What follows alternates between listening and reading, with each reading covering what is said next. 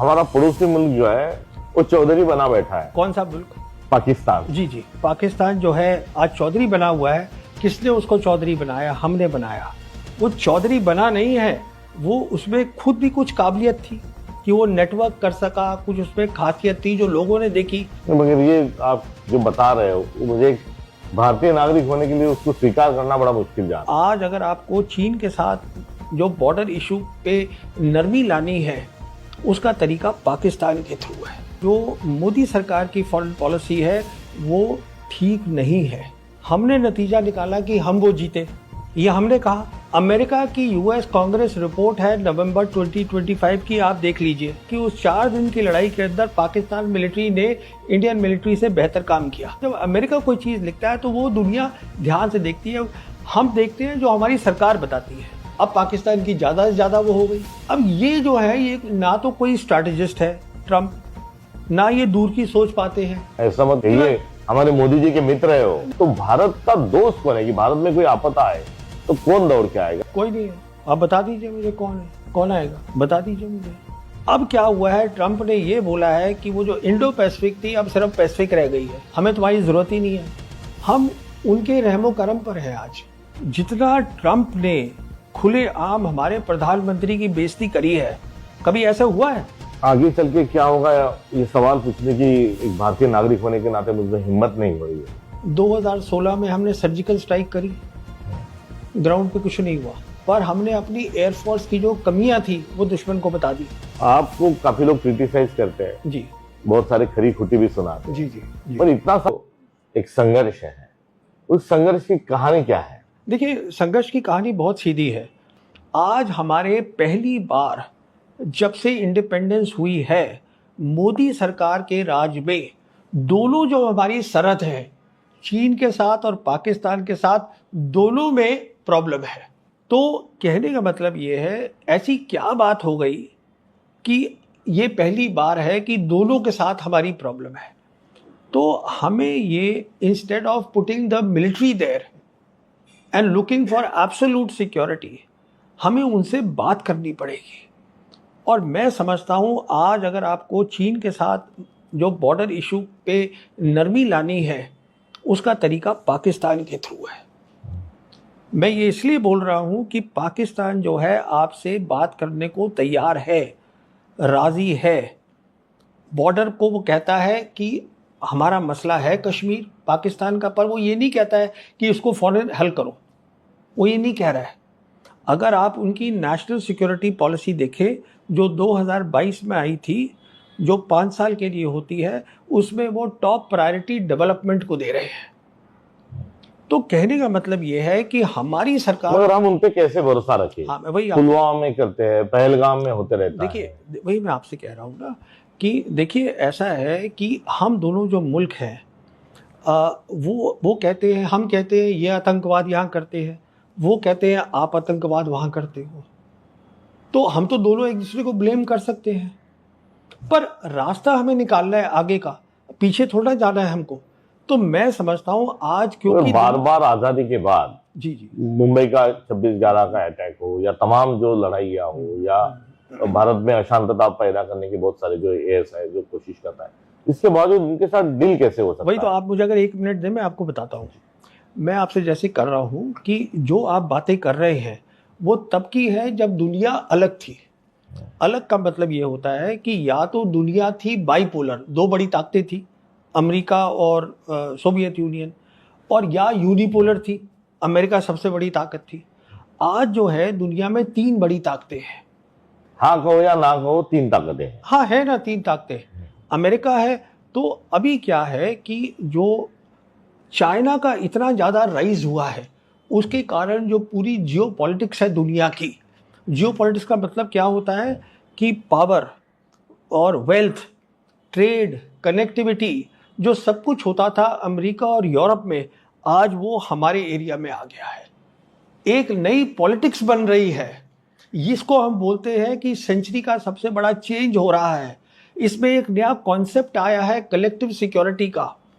उस collective security, अब देखिए हमारे मुल्क में लोगों को पता ही नहीं है कलेक्टिव सिक्योरिटी क्या है। अब डिप्लोमेसी की जगह जियोपॉलिटिक्स یہ شبد بڑا یہ ہوتا آپ نے بہت اچھی ایک بات کہی, اس پہ میں بولنا چاہتا ہوں.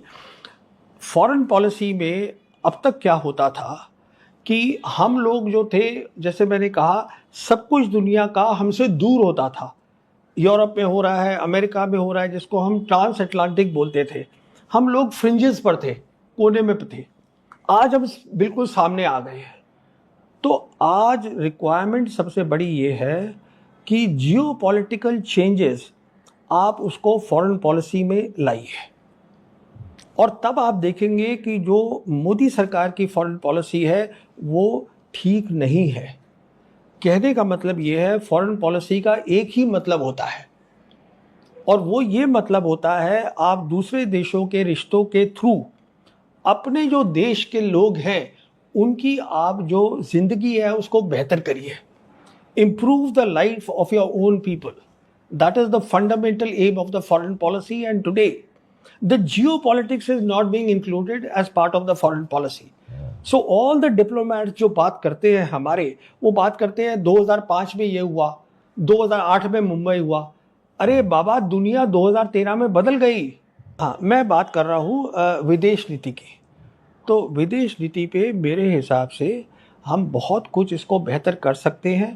ہم اس لیے نہیں کرنا چاہتے ہیں کیونکہ آئیڈیولوجیکلی سرکار پاکستان کے ساتھ بات نہیں کرنا چاہتی. یہ میرا اسیسمنٹ ہے, یہ میری سوچ ہے. اگر ہم وہ کریں گے, پاکستان آج بات کرنے کو تیار ہے اور میوچول ٹرسٹ بننے میں وقت لگتا ہے, پر یہ کہنا کہ ہم بات ہی نہیں کریں گے تو اس سے تو کچھ ہوگا نہیں. ابھی یہ جو ایران اور امریکہ کی جو وار چل رہی ہے, اس کا کیا اثر بھارت پہ ہوگا, اور یہ لڑائی کی راجنیتی کیا ہے, کہ اثر تو ہوگا ہی ہوگا, اثر تو ہو ہی رہا ہے. تو یہ جو لڑائی ہے, یہ لڑائی کا کارن کیا ہے اور حل کیا ہے؟ دیکھیے, یہ ایک بہت اہم, بہت دنیا کے لیے امپورٹنٹ لڑائی ہو رہی ہے. دنیا کے لیے؟ جی ہاں. اور اس کی امپورٹنس کیا ہے؟ پہلی بات تو آپ ہمیں یہ سمجھ لینا ہے, ایران یہ لڑائی جیت چکا ہے. ایران یہ لڑائی نہیں ہارے گا, کیونکہ لڑائی کا جو سینٹر آف گریوٹی ہم بولتے ہیں کہ جو خاص بندو ہے وہ اسٹریٹ آف ہرموز ہے, اور وہ ایران کے قبضے میں ہے اور رہے گا. تو اس کی اہمیت یہ ہے, امپورٹنس یہ ہے کہ جس دن امریکہ طے کرے گا کہ اس کو چھوڑنا ہے ویسٹ ایشیا, جو چھوڑنا ہے, جس دن طے کرے گا تو کیا ہوگا کہ کریڈیبلٹی امریکہ کی ختم ہو جائے گی, پیٹرو ڈالرز ختم ہو جائیں گے. تو آج کیا ہے کہ اگر یہ یہاں سے چلا جاتا ہے, امریکہ ویسٹ ایشیا کو چھوڑ کے جائے گا, جو جانا پڑے گا اس کو, تو جتنی بھی یہ کنٹریز ہیں, جی سی سی کنٹریز ہیں, جیسے سعودی ہوا, قطر ہوا, کویت ہوا, بحرین ہوا, عمان ہوا, یہ سب جو ہے, یو اے ای ہوا, یہ ایک سٹیج پہ آ کے سوچیں گی کہ اب ہم جو ہے ڈالر میں کیوں کریں, ہم لوکل کرنسی میں کرتے ہیں کام. تو اگر لوگ ڈالر میں نہیں کریں گے تو جس کا جو ڈیٹ بڑھا ہوا ہے تو پوری ان کی اکانومی ڈیسٹیبلائز کر جائے گی, اور امریکہ کا جو امپائر ہے وہ گر جائے گا. اس کی یہ اتنی بڑی اہمیت ہے دنیا میں. تو ہم تو ایران سے جب تیل کروڈ آئل لے رہے تھے تو روپے میں لے رہے تھے. ہاں, کب؟ یہ لڑائی شروع ہونے سے پہلے. دیکھیے, وہ بات ہے برکس کی. برکس کے اب درمیان کیا بات چل رہی ہے کہ جتنے بھی برکس ممبر ہیں وہ لوکل کرنسی میں ٹریڈ کر سکتے ہیں, پر ہم زیادہ نہیں کر رہے تھے. ہمارے ایکسٹرنل افیئرز منسٹری نے کلیئرلی کہہ دیا تھا کہ ڈالر میں ہی ٹریڈ رہے گا, کیونکہ امریکہ کا پریشر تھا. روپے کا کھل جاتا تھا ہمارے لیے سہولیت تھی. تب سہولیت تھی, پر اب ہم نے یہ طے کر لیا ہے, ہماری فارن پالیسی امریکہ کے ساتھ جڑی ہوئی ہے. اب یہ چتر میں ہمارا پڑوسی ملک جو ہے وہ چودھری بنا بیٹھا ہے. کون سا ملک؟ پاکستان. جی جی. اور ہم اس ساری شانتی وارتا میں جو ہماری بڑی لیگیسی تھی, جو پنڈت جواہر لال نہرو جی نے نان الائنمنٹ موومنٹ شروع کیا, مگر وہ ہماری لیگیسی آج بھی قائم ہے یا ہم ان ساری چرچاؤں سے کہیں باہر ہیں؟ ہم بالکل باہر ہیں. اور جو آپ بول رہے ہیں پاکستان جو ہے آج چودھری بنا ہوا ہے, کس نے اس کو چودھری بنایا؟ ہم نے بنایا. جب 4 دن کا آپریشن سندور ہوا تھا, ہم نے نتیجہ نکالا کہ ہم وہ جیتے, یہ ہم نے کہا. امریکہ کی یو ایس کانگریس رپورٹ ہے نومبر 2025 کی, آپ دیکھ لیجئے. اس میں یہ لکھا ہوا ہے کہ اس 4 دن کی لڑائی کے اندر پاکستان ملٹری نے انڈین ملٹری سے بہتر کام کیا. जो अमेरिका ने जो लिखा वो सारी दुनिया ने ध्यान से देखा, वेस्ट एशिया की कंट्रीज ने ध्यान से देखा। उसी का कारण था कि जो सऊदी अरेबिया जिसके रिश्ते अच्छे थे पाकिस्तान के साथ, पाकिस्तान सऊदी अरेबिया के साथ मिलिट्री जो उनका रिश्ता था वो 1970 से चल रहा है, पर पहली बार उन्होंने सितंबर 2025 में एक फॉर्मल डिफेंस एग्रीमेंट कर लिया उनके साथ। वो इसलिए क्या, ये देखकर ऑपरेशन सिंदूर और जो अमेरिकन ने लिखा, ये देखिए ना आप, जो अमेरिकन ने लिखा, कि जब अमेरिका कोई चीज़ लिखता है तो वो दुनिया ध्यान से देखती है, हम देखते हैं जो हमारी सरकार बताती है। तो उसके कारण जो था उनको वहाँ रास्ता खुल गया। उसके बाद क्या हुआ कि ये लड़ाई शुरू हो गई वेस्ट एशिया की। अब जो है, जो पाकिस्तान है, एक तो ये हो गया था कि कांग्रेस की रिपोर्ट आ गई थी, ऊपर से पाकिस्तान जो है मुस्लिम कंट्री है, पाकिस्तान इकलौता मुस्लिम कंट्री है जिसके पास न्यूक्लियर वेपन्स है। तो फिर अब पाकिस्तान की ज़्यादा से ज़्यादा वो हो गई कि हमको आपकी ज़रूरत है। आज जो मैं आपसे कह रहा हूँ मल्टीपोलर वर्ल्ड है, मतलब 3 बड़ी ताकतें हैं। पाकिस्तान इकलौता मुल्क है जिसके तीनों बड़ी ताकतों से रिश्ते अच्छे हैं। हमें इन बातों को सोचना है। वो चौधरी बना नहीं है, वो उसमें खुद भी कुछ काबिलियत थी कि वो नेटवर्क कर सका, कुछ उसमें खासियत थी जो लोगों ने देखी, और कुछ हमने भी ऑपरेशन सिंदूर में कंट्रीब्यूट किया, ये सच्चाई है। मगर ये आप जो बता रहे हो, मुझे एक भारतीय नागरिक होने के लिए उसको स्वीकार करना बड़ा मुश्किल जा रहा है। नहीं, देखिए मैं आपसे ये कह रहा हूँ, बात स्वीकार की नहीं है। अगर जब तक हम सच्चाई को नहीं देखेंगे, मिसाल के तौर पे सच्चाई ये है कि आज चीन बड़ी ताकत है, हम चीन के मुकाबले में नहीं है, हम कैसे तरक्की करेंगे? अच्छा, ये इजराइल जो है, हाँ, ये भी ये सारी लड़ाई का और अशांतता का एक कहना की वजह बना है। तो उनकी ये सारी जियोपॉलिटिक्स में उनकी क्या नीति, क्या है, उनकी क्या अहमियत है? देखिए इजराइल की हमेशा नीति ये रही है कि हम ग्रेटर इजराइल बनाएं, और सिर्फ जो एक मुल्क उनके रास्ते में आ रहा है वो है ईरान। तो वो हमेशा यही देखते थे कि ईरान को किसी तरीके से हम ख़त्म करें। इसलिए उन्होंने उसमें ट्रंप को ले आए, ट्रंप को वर्गला दिया, बेवकूफ़ बनाया नेतन्याहू ने ये कहकर कि अगर हम टॉप लीडरशिप को ख़त्म कर देंगे ईरान की, जो कि 28 फरवरी को किया इन्होंने, दोनों ने मिल के किया, जब इन्होंने अग्रेशन करी, अटैक करी ईरान के ऊपर, तो उनको ये बताया कि जब ये टॉप लीडरशिप ख़त्म हो जाएगी, वैसे ही वहाँ पे बहुत अशांति है क्योंकि वहाँ पर कई सैंक्शंस लगे हुए हैं, लोग खुश नहीं हैं सरकार से। तो जो आपने वेनेजुएला में किया था मुडोरो के साथ, वो आप यहाँ भी कर सकते हैं, तो फिर ईरान का भी तेल आपका हो जाएगा। अब ये जो है, ये ना तो कोई स्ट्रैटेजिस्ट है ट्रंप, ना ये दूर की सोच पाते हैं ये, क्योंकि नेतन्याहू का जो मकसद है वो बहुत ही अलग था। विश्व में पूरा बादल मंडरा रहे हैं, अशांति के, युद्ध चल रहा है, तो भारत का दोस्त कौन है? कि भारत में कोई आपदा आए तो कौन दौड़ के आएगा? या भारत का जो तरक्की के लिए किसका हाथ पकड़ के दोनों देश चल सकते हैं, कौन कौन दोस्त है? कोई नहीं है। आप बता दीजिए मुझे कौन है, कौन आएगा, बता दीजिए मुझे। ये जो जेडी वैंस हैं वाइस प्रेसिडेंट अमेरिका के, उन्होंने गुस्से में आके इजराइल के लिए कहा था कि आज इजराइल का कोई दोस्त नहीं है हमें छोड़ के, अमेरिका को छोड़ के। वो भूल गए कि उनका इजराइल का सबसे बड़ा दोस्त इंडिया है। वो नेतन्याहू ने याद दिला दिया कि हमारा सबसे बड़ा दोस्त इंडिया है। मैं वही तो आपसे कह रहा हूँ ना, हमारी फॉरेन पॉलिसी देखिए, आज हमारे पास विश्व में 2 ऐसी बड़ी ताकतें हैं जो हमारी नेबर हैं, पर हमने अपनी जो फॉरेन पॉलिसी है तीसरी ताकत के साथ जोड़ी है, जो डिक्लाइनिंग पावर है और जो 12,000 किलोमीटर दूर है। अच्छा, ये तो एक जो बड़े शक्ति वाले लोग हैं उनकी, हमारे जो पड़ोसी हैं जिसमें श्रीलंका, बांग्लादेश, नेपाल, इनके साथ भारत के कैसे रिश्ते हैं? 2014 में हिंदुस्तान ने सार्क छोड़ दिया था। सार्क छोड़ के हम बिम्स्टेक बना दी, हमने जो बनी हुई थी, हमने कहा अब हम इसको मजबूत करेंगे। 2019 में जयशंकर बने एक्सटर्नल अफेयर्स मिनिस्टर, तो उन्होंने कहा जो एक्ट ईस्ट पॉलिसी है मोदी सरकार की, अब वो हमने अमेरिका के साथ, इंडो पैसिफिक के साथ जोड़ दी है, अब हम वहाँ पर काम करेंगे। अब क्या हुआ है, ट्रंप ने ये बोला है कि वो जो इंडो पैसिफिक थी अब सिर्फ पैसिफिक रह गई है। ہمیں تمہاری ضرورت ہی نہیں ہے، وہ بھی ختم کر دیا. یہاں پر ہم نے 2014 سے ہم چپ چاپ بیٹھ گئے ہیں، کچھ ہے ہی نہیں ہمارا کام. اچھا، یہ جیو پالیٹکس اور یہ ہاں سب یہ سرکشا کے پوائنٹ آف ویو، یہ امریکہ کے ساتھ جو ہمارا ٹریڈ ڈیل کی جو وارتا ہے، اس کا کیا نتیجہ ہوگا؟ اس کا نتیجہ بہت سمپل ہے کہ ہم نے ان کو یہ بولا ہے کہ ہم آپ سے 2030 تک $500 بلین کا ٹریڈ کریں گے، جس میں انرجی ہوگی، ہم آپ سے تیل لیں گے، نیوکلیر ریاکٹرز لیں گے، آپ سے ساری ٹیکنالوجی آرٹیفیشل انٹیلیجنس کی انفراسٹرکچر وہ ہم سب آپ سے لیں گے. طے ہو گیا ہے. ہم نے ان کے ساتھ 10 سال کا اور آگے ڈیفنس کا اگریمنٹ کر لیا ہے، وہ ہم نے اکتوبر 2025 میں کیا تھا، جو 35 تک چلے گا.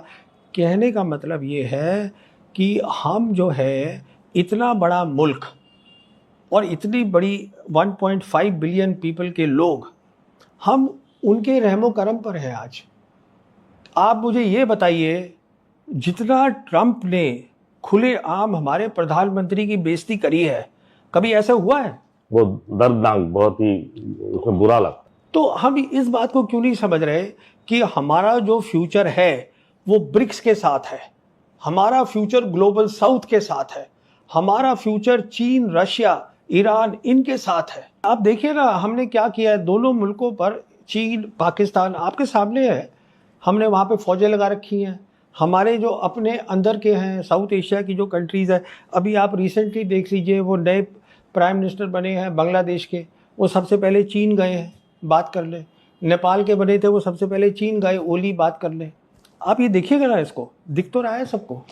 یہ آگے چل کے کیا ہوگا، یہ سوال پوچھنے کی ایک بھارتی ناگرک ہونے کے ناطے مجھ میں ہمت نہیں ہو رہی ہے. دیکھیے جہاں تک ہماری شکتی کا سوال ہے، سینا کی شکتی ہے، میں آپ سے یہ کہنا چاہوں گا، جب سے مودی سرکار آئی ہے 2016 میں ہم نے سرجیکل سٹرائک کری، گراؤنڈ پہ کچھ نہیں ہوا. 2019 میں ہم نے کیا، جس میں سرکار تو جیت گئی 2019 کا الیکشن، پر ہم نے اپنی ایئر فورس کی جو کمیاں تھی وہ دشمن کو بتا دی. پھر آپریشن سندور میں کس کو فائدہ ہوا؟ پاکستان کو، کہ ہمیں فائدہ ہوا؟ آپ سوچ لیجئے خود یہ سب کچھ کیوں ہو رہا ہے. اس کا کارن یہ ہے کہ لڑائی کے اندر پولیٹیکل لیڈرشپ کا کام ہوتا ہے ملٹری لیڈرشپ کو صرف یہ بتانا کہ آپ ملٹری کے ذریعے ہمیں یہ حاصل کرنا ہے.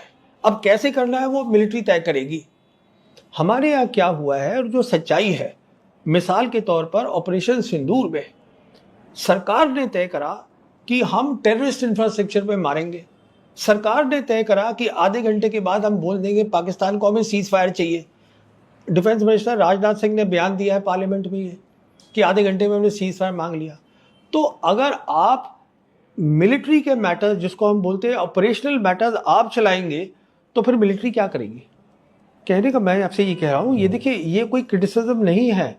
آپ کی طرح مجھے لوگ کرٹیسائز کرتے ہیں، میں چاہتا ہوں کہ ہمارا دیش مضبوط ہو. کون نہیں چاہے گا کہ مضبوط ہو؟ اس لیے جو غلطیاں ہیں جو مجھے سمجھ میں آتی ہیں میں ان کو بولتا ہوں. اگر آپ کو زیادہ سمجھ آتی ہے تو مجھے بتا دیجئے، میں سیکھ لوں گا. کیونکہ آج کی لڑائی ہائیبریڈ لڑائی ہے، ہر جگہ لڑائی ہے. لڑائی کا مطلب ہائیبریڈ کا ہوتا ہے کہ آج صرف لڑائی جو ہے وہ سینا کے میدان میں نہیں ہو رہی، ٹیررزم بھی ہو رہی ہے اور فیک نیوز بھی آ رہی ہے، انفارمیشن وار ہو رہی ہے. جیسے کہ انفارمیشن وار، ہاں انفارمیشن وار، مس انفارمیشن، جیسے کہ اب وہ ویڈیو بنا لیتے ہیں جس میں دکھا دیا کہ صاحب لیڈر یہ بول رہا ہے، وہ لیڈر کبھی بولا ہی نہیں تھا، وہ اے آئی لے آئے اس میں لگا دی، یا کوئی بمبارڈنگ ہوئی اور پورا ادھوست کر دیا، یہ جھوٹ بول دیا. تو کہنے کا مطلب یہ ہے آج لڑائی جو ہے کئی لیولز پر ہو رہی ہے. جب یہ لڑائی ہر لیول پہ ہوتی ہے اس کو ہائیبریڈ وار بولتے ہیں. تو یہ آج وہ دوسری لڑائی ہے، اس لیے ہر چیز سے جڑ گئی ہے. یہ ہے. آپ کو کافی لوگ کرٹیسائز کرتے ہیں، جی بہت سارے کھری کھٹی بھی سناتے ہیں، جی جی مگر سمے کے ساتھ آپ نے جو کہا ہے جی جی اس میں سچ، آپ کے سٹیٹمنٹ جو سچ زیادہ تر ثابت ہوئے ہیں. جی جی سمے کی کسوٹی پہ جی آپ کا غلط کوئی سٹیٹمنٹ ہے ایسا ہم نہیں کہہ سکتے. پر اتنا سارا کرٹیسزم آپ جو دیش کی سرکشتا کے لیے یا हमारे भारत के निर्माण के लिए झेलते हो, उसका क्या कारण है? मैं देखिए, मैं सच में महसूस करता हूँ बहुत ज़्यादा अपने देश के गरीब लोगों के बारे में कि किस तरीके से इनकी जो है ज़िंदगी बेहतर हो सकती है। और उसके साथ साथ मुझे लगता है अगर हम तरक्की करेंगे तो हमारी सिक्योरिटी भी ठीक होनी चाहिए, तो हमारी मिलिट्री जो है वो किस तरीके से बेहतर बने, जो अब हम बोलते हैं मॉडर्न वॉर। मैं आपको एक मिसाल देता हूँ, मैंने जो अखीरली किताब लिखी थी वो मॉडर्न वॉर पे लिखी है, the last war, artificial intelligence in warfare. उसमें मैंने कई वीडियोस भी किए हैं और मैं जानता हूँ हिंदुस्तान की फौज भी वो देख रही है, पर मेरे से बात नहीं करते। तो कोई बात नहीं, आप मत बात करिएगा। तो इसका किस हल की दिशा में हमने जाना चाहिए? तो आप अपनी फॉरेन पॉलिसी को पूरा उल्टा कर लीजिए, आपकी फॉरेन पॉलिसी ठीक हो जाएगी। डिफेंस पॉलिसी के अंदर फौज को करने दीजिए काम, पॉलिटिकल उसमें हस्तक्षेप मत करिए। मैं बता तो रहा हूँ ना आपको कि अगर सरकार ये कह रही है कि आप सिर्फ टेररिस्ट पे मतलब एयरफोर्स का इस्तेमाल करेंगे और आधे घंटे में सीज फायर बोल देंगे। अब एयरफोर्स का इस्तेमाल तो नीट के एग्जाम के लिए भी करना पड़ा इस बार। अब वो तो दूसरी एक बात हो गई। वो तो ठीक कह रहे हैं आप। तो सारा इसको थोड़ा सॉर्ट आउट करने की आवश्यकता। जी, मैंने साफ कहा है किताब के अंदर कि हम गलत लड़ाई की तैयारी कर रहे हैं। लड़ाई ये नहीं है जिसकी हम तैयारी कर रहे हैं। तो हमें सही लड़ाई क्या है वो मैंने समझाई है कि चीन जो है बहुत बड़ी ताकत है मिलिट्री की, हमें उसको समझना है, क्या क्या उसमें इश्यूज़ हैं, कैसे उसके अंदर आर्टिफिशियल इंटेलिजेंस आ रही है लड़ाई में, वो क्या होती है। देखिए 2022 की जो किताब छपी थी शुरू में, वो मैंने 2021 में दे दी थी पब्लिशर को, और ये मैंने लिखी थी 2020 के एंड में। पब्लिशर एक साल लेते हैं जो अच्छे पब्लिशर्स होते हैं। कहने का मतलब ये है 2020 में तो यहाँ कोई बात भी नहीं कर रहा था आर्टिफिशियल इंटेलिजेंस की। मैं सिर्फ आपको ये कहने की कोशिश कर रहा हूँ कि अगर आप इंफॉर्मेशन में दुनिया के साथ जुड़े हुए हैं और अगर आप इंटरेस्ट लें किसी सब्जेक्ट में, तो आपको बहुत इंफॉर्मेशन और सोचने का रास्ता मिल जाता है। चीन के साथ हमारी 62 की जो वॉर हुई थी, वो तवांग, बोमडिला, आसाम के तेजपुर तक आ चुके थे, मगर नेहरू जी ने जो उनके साथ निगोशिएट किया तो उतना 500 किलोमीटर फिर वापस चले गए और 50 साल तक हम शांति के साथ रहेंगे, इस प्रकार से उनका हमारी जो बातचीत हुई थी वो भी हमारे लिए दोनों देशों के लिए एक माइलस्टोन है। तो चर्चा से बहुत सारी चीजें हल हो सकती है, ये हमारा इतिहास है। नहीं, डिस्कशन तो होनी चाहिए ना, हर सब्जेक्ट पे होनी चाहिए। किसी को दबाना और बोलना ये एंटी नेशनल है, ये है, ये, अरे साहब सब हिंदुस्तानी है, हम सभी हिंदुस्तानी है। तो सभी बात को हम, अगर हमें कुछ लगेगा, हमने कुछ सीखा है, तो उसके हमें आज़ादी होनी चाहिए बोलने की कि हाँ साहब ये बात